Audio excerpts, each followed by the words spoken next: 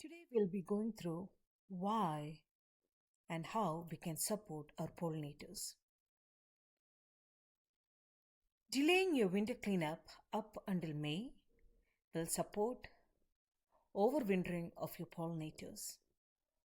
Traditional winter cleanup can harm beneficial insects like native bees and butterflies, which rely on dead plant materials for hibernation. Cutting back plants too early destroys their habitats and reduces natural pest control for spring. So instead, here is a better approach. For fall time, which is October to November time frame, leave the perennials and leaf litter. Avoid cutting hollow stem cells or stemmed plants. When it is winter, which is from December to March, keep all the plant material standing. Resist your urge to tidy up. When it is spring, which is late April to May,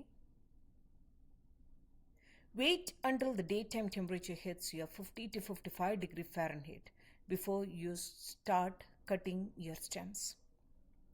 Leave some stems in your garden for late emerging insects.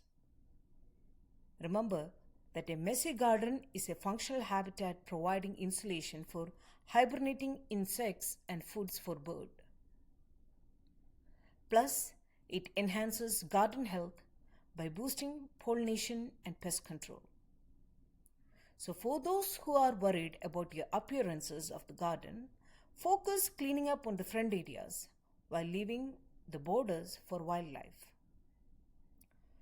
So all fellow gardeners, let's support our pollinators and let's delay our winter cleanup up until May.